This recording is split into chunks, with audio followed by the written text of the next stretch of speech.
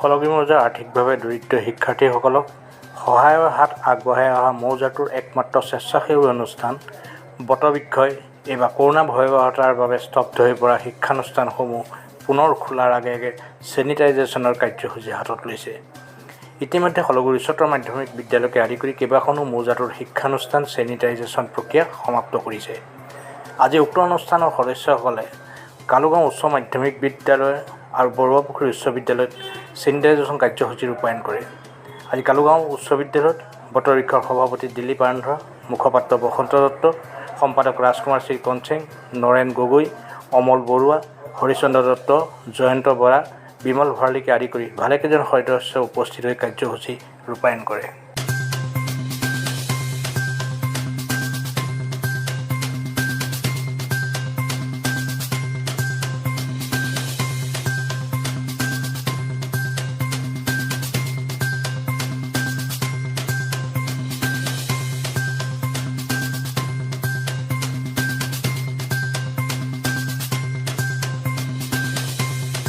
প্ৰধান শিক্ষক মহোদয়কে ধৰি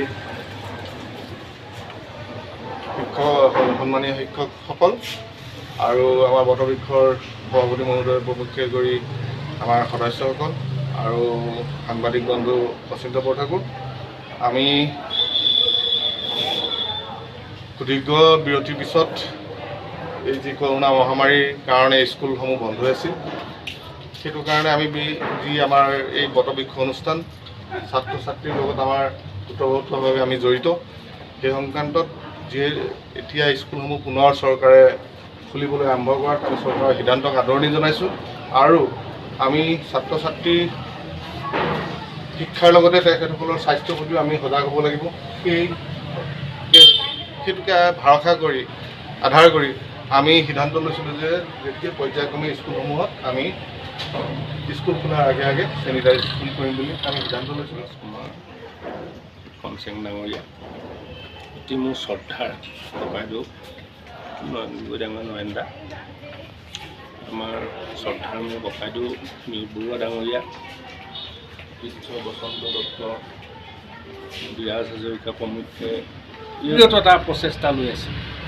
সেইটোত আমি বহুত উৎসাহ ফিল কৰোঁ, কাৰণ বটবৃক্ষ অনুষ্ঠানটোৱে ইয়াত আমাৰ দৰিদ্ৰ দুখীয়া ল'ৰা ছোৱালীক কিতাপ পত্ৰ দি পঢ়োৱাৰ দায়িত্ব লোৱা, আমাৰ শিক্ষানুষ্ঠানখনক সততে সহযোগ কৰি আমাক কেনেকৈ উৎসাহ কৰিবলৈ নিৰন্তৰ এটা প্ৰচেষ্টা লৈ আছে।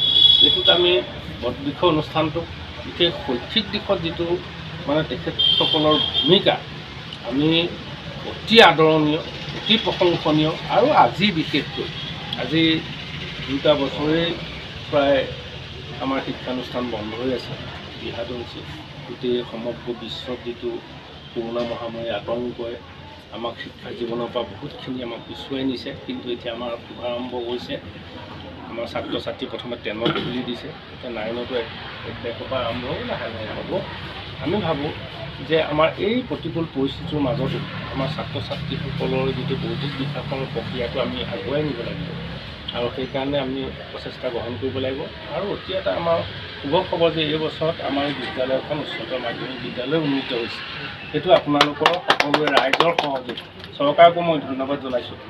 এই সমষ্টিটোৰ সন্মানীয় বিধায়ক প্ৰদীপ হাজৰিকা ডাঙৰীয়া, আমাৰ সাংসদ মাননীয় তপন গগৈ ডাঙৰীয়া, মুখ্যমন্ত্ৰী, শিক্ষামন্ত্ৰী ডাঙৰীয়া, প্ৰশাসনক তথা শিক্ষা বিভাগক মই ধন্যবাদ জনাইছোঁ। আৰু বিশেষকৈ ৰাইজৰ যিটো প্ৰচেষ্টা, এই ৰাইজে অনবৰতে আমাক এই শিক্ষানুষ্ঠানখনক কোঅৰ্ডিনেশ্যন কৰা, এমালগেমেশ্যন কৰা, অন্যান্য দিশত সহযোগ আগবঢ়াইছে।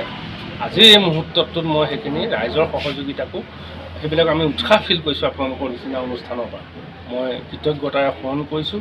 আৰু আজি আপোনালোকে যে আমাক উৎসাহ দিবলৈ আৰু এই ছেনিটাইজেশ্যনৰ যিটো ব্যৱস্থা গ্ৰহণ কৰিছে, অকল আমাৰ বিদ্যালয়তে নহয়, আমাৰ এই অঞ্চলৰ বিদ্যালয়সমূহত আপোনালোকৰ যিটো এই সৎ প্ৰচেষ্টা এইটো অব্যাহত থাকক।